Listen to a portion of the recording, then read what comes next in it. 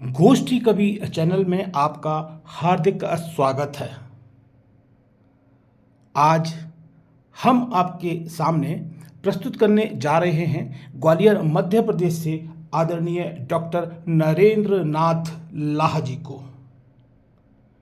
एक इंसान द्वारा कही कुछ लाइनें जीवन का रुख बदल सकती हैं। यदि आप उस व्यक्ति की लिखी हुई उन लाइनों को अगर अपने जीवन में उतारते हो तो निश्चित ही परिवर्तन तो आएगा, क्योंकि परिवर्तन आपकी सोच पर निर्भर करता है। जैसे बाधाएं तो आएंगी, हमें रोक पाएंगी, बाधाएं तो आएंगी, हमें रोक पाएंगी, हमें चलते जाना है, हमें चलते जाना है। ध्यान से सुनिए, हमें चलते जाना है, रुक नहीं पाना है। जिंदगी में बाधा शब्द जो है हर क्षण हर समय हमारे साथ रहता है। अगर हम बाधाओं को, उन समस्याओं को लेकर बैठे रहें तो आगे हम कैसे तरक्की करेंगे, आगे हम अपना कैसे विकास करेंगे, आगे हम कैसे सुखी रह पाएंगे। कुछ इस तरह की आज यहाँ पर क्षणिकाएँ यहाँ पर प्रस्तुत की जा रही हैं, और ये क्षणिकाएँ प्रस्तुत करने जा रहे हैं ग्वालियर मध्य प्रदेश से आदरणीय डॉक्टर नरेंद्र नाथ लाह जी।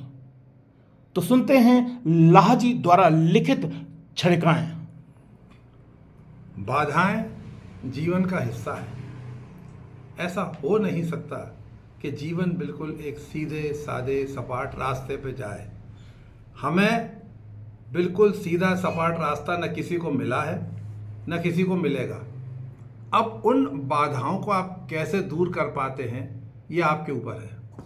उस पर 4 पंक्तियां हैं कि बाधाएं तो आएंगी, हमें रोक पाएंगी, जो रुक गया सो रुक गया, पर हमें चलते जाना है, रुक नहीं पाना है।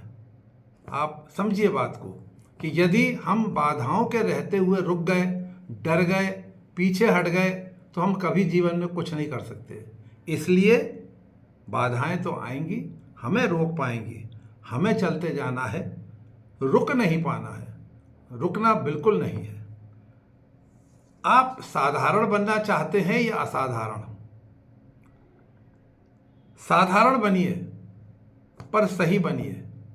कॉमन मैन जो होता है वो सबसे पावरफुल होता है समाज के लिए, और वो ही इस समाज का मूल आधार होता है। उस पर ही सब कुछ बीतता है और उस पर ही समाज चलता है। साधारण पर सही। आप साधारण बनिए, पर साधारण के साथ आपको सही भी बनना है। बस ये बन जाइए और सुखी रह पाइए। आप अपना जो है आधार सही रखिए, अपना विचार सही रखिए। चाहे आप साधारण रहिए, हो सकता है एक दिन आप असाधारण हो जाएं, पर साधारण पहले बनिए, उसके बाद असाधारण की सोचिए। इसलिए मैं पुनः कहता हूँ, साधारण पर सही बन जाओ, सुखी रह पाओ। अब सवाल एक बहुत वैसे प्रश्न का है कि धर्म क्या चीज़ है। बहुत सारे धर्म हैं, बहुत सारे विश्वास हैं, बहुत सारे मत हैं, बहुत सारे विचार सोच हैं। एक चीज़ है कि जो काम करेगा, कर्म करता जाएगा, वो सबसे बड़ा धर्म निभा रहा है। फिर भले ही उसका धर्म कुछ भी हो। सब धर्मों से महान है केवल एक ही तान, जब कोई गाए कर्म ज्ञान और मिल जाए श्रम का वरदान। देखिए, श्रम करना कोई आसान काम नहीं है, मेहनत करना कोई आसान काम नहीं है।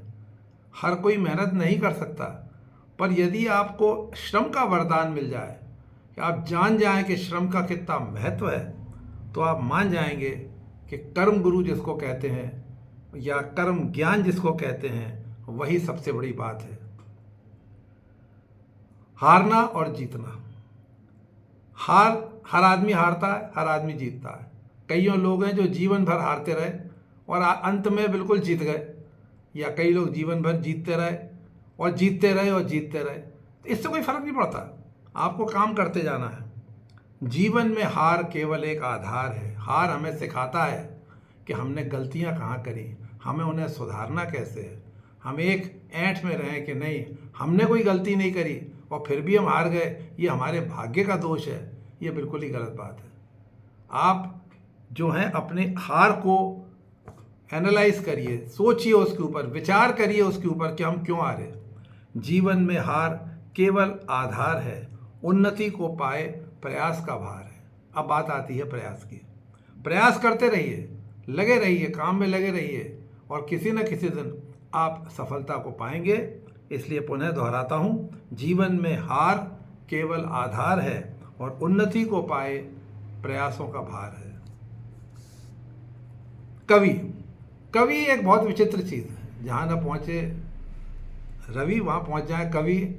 तो कवि को समझना बहुत मुश्किल काम है, लेकिन उसकी तारीफ भी होती है, उसकी बुराई भी होती है। वो उसी में जीता है, वो अपने बनाए दुनिया में जीता है। तो वे कवि हैं। घर के बाहर वाह ही वाह है और घर के अंदर आ ही आ है। शायद ही कोई कवि हो जो घर पे जाकर ये कहता हो, ये पाता हो, अरे आज आपने तो बहुत ज़बरदस्त काम कर दिया, आप तो सब सामान सबका घर का ले आए, हमारे पेट पालने लायक चीज़ें ले आए, तो आप बहुत सही हैं, अन्यथा आपकी कविता और आपकी तुकबंदी से हमें क्या मतलब। लेकिन कवि बहुत आवश्यक चीज़ है, क्योंकि जो चीज़ कवि देख सकता है वो साधारण आदमी नहीं देख सकता। वो भविष्य को देख सकता है, वो भूतकाल की गलतियों को बता सकता है, वो वर्तमान में जीना सिखा सकता है। इसलिए वे कवि हैं। घर के बाहर वाह ही वाह है और घर के अंदर आ ही आ है। जनसंख्या, देश की जनसंख्या, विश्व की जनसंख्या सब बढ़ती जा रही है। शायद ही कोई सोचता होगा कि भाई इसका ये एक विस्फोटक चीज़ होती जा रही है। अब जनसंख्या बढ़ेगी तो रोग भी बढ़ेंगे, रोग बढ़ेंगे तो समस्याएं बढ़ेंगी। अब समस्याएं बढ़ेंगी तो उनको टैकल भी करना है, तो हम टैकल कैसे करें। मान लीजिए डॉक्टर कम है या रोग ज़्यादा है। अभी कोरोना निकला है, इतना हाल बुरा था कि संभालना मुश्किल था, संभल गया, बहुत कुछ संभल गया। उसके लिए है कि बढ़ती जनसंख्या यही है हाल, रोगी हैं ज़्यादा और डॉक्टर बेहाल। डॉक्टर बेचारा पूरी कोशिश कर रहा है। अब कोई मर गया तो डॉक्टर पे दोष आ गया, कोई बच गया तो ईश्वर ने बचा लिया। तो यह विचारधारा गलत है। इसलिए दोबारा दोहरा रहा हूँ, बढ़ती जनसंख्या यही है हाल, रोग है ज़्यादा और डॉक्टर बेहाल। आप डॉक्टरों का सम्मान करिए, जनसंख्या को कंट्रोल करिए, अपने घर से ही चलिए, फिर आप दुनिया की बात करिए। ये विश्व एक बेहतर विश्व बन जाएगा। अब आखिरी बात जो सत्य है, बिल्कुल सत्य है, कि कवि और बुजुर्ग तभी पहचान में आते। कवि और बुजुर्ग तभी पहचान में आते जब वे संसार से ऊपर चले जाते हैं। उनके रहते हुए आप उन्हें सम्मान दीजिए, उनके रहते हुए उनकी बातों को समझिए। ये नहीं कि जब वो चले गए, अरे उन्होंने इतनी अच्छी कविता लिखी थी, या हमारे बुजुर्ग यार इतनी अच्छी बात कह गए थे, वो बहुत दूरदर्शी थे। ये सब बातें अपनी जगह सही है, पर ये सम्मान उनको जीते जी दीजिए। बहुत बहुत धन्यवाद। कवि और बुजुर्ग, डॉक्टर साहब ने आज यहाँ पर क्षणिका के रूप में कवि और बुजुर्ग के व्यक्तित्व को बताया।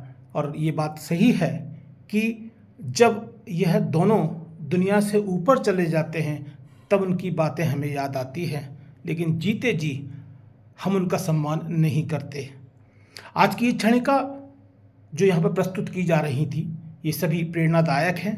और यदि इन क्षणिकाओं को जीवन में उतार कर हम अपने कर्मों को करते हैं तो निश्चित है कि परिवर्तन हो जाएगा। तो आज का यह प्रस्तुतिकरण आपको पसंद आया होगा, ऐसा हमारा विश्वास है। और हमारे द्वारा हम अपने श्रोताओं से निवेदन करते हैं कि आप हमारे चैनल को शेयर करें, लाइक करें और सब्सक्राइब अवश्य करें। नमस्कार, धन्यवाद।